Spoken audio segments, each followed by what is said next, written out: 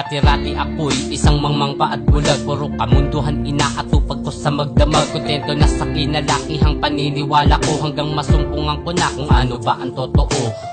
Nalaman ko ang mga tamang direksyon nung napanood ang mga ngaral sa may telebisyon, na tinuturo ang kahalagahan ng relihiyon. The most sensible na preacher si Brother Elion. Oh yes, walang iba, siya lamang ang nag-iisa. Sinasabi niya agad hindi ka pa nagbabasa. Kabisado ang mga talatang nasa Biblia, nasusulat ang mga lumalabas sa bibig niya. Siya ang lingkod ng Diyos na dapat pakinggan, sapagkat lahat ng tinuturo niya may batayan. Kung ang totoo ang hinahanap, eto paraan. Magsuri panoorin ng programang Ang Dating Daan. Iglesyang totoo, dito makikita. Magsuri makinig, alamin ng mga doktrina. Si kapatid na Eli merong karunungan, na kayang sumagot sa inyong mga katanungan.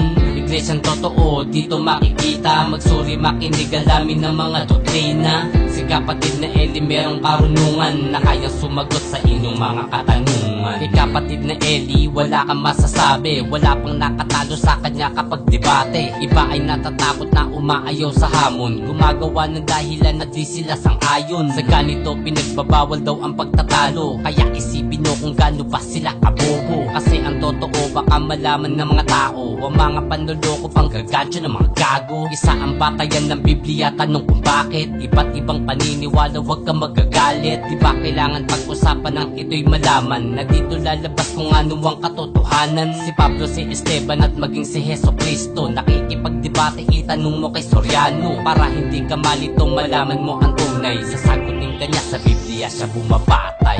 Iglesyang totoo, dito makikita. Magsuri makinig, alamin ng mga doktrina. Si kapatid na Eli merong karunungan, na kayang sumagot sa inyong mga katanungan. Iglesyang totoo, dito makikita. Magsuri makinig, alamin ng mga doktrina. Si kapatid na Eli merong karunungan, na kayang sumagot sa inyong mga katanungan. Si Ingkong, na tunay na mga ngaral ng Diyos, na inakalat ng iba ay sinungaling at bastos. Dahil di nila matanggap sa sarili ang mali, kaya paratang sa kanya ganun na lamang kadali. Hindi nakikinig kaya di naunawaan, iba'y nagpautos sa mga pastor nilang bulaan. Sinisiraan at galit kay kapatid na Eli, mga maling impormasyon ang laging sinasabi. Kung iisipin mo sino ang manloloko, sino ba ang sa Diyos, sino bang nasa demonyo. Makinig ka, suriin mo lahat ng sekta, malalaman mo di ko man sabihin ng direkta. Ang batayan natin ni Biblia, kailangan ng mga utos, huwag mo dagdagan, huwag mo bawasan. Naway mamula tayo sa katotohanan, hanapin ng mabuti na daang patutunguhan. Iglesyang totoo, dito makikita. Magsuri makinig, alamin ng mga doktrina. Si kapatid na Eli merong karunungan, na kayang sumagot sa inyong mga katanungan. Iglesyang totoo, dito makikita. Magsuri makinig, alamin ng mga doktrina. Si kapatid na Eli merong karunungan, na kayang sumagot sa inyong mga katanungan.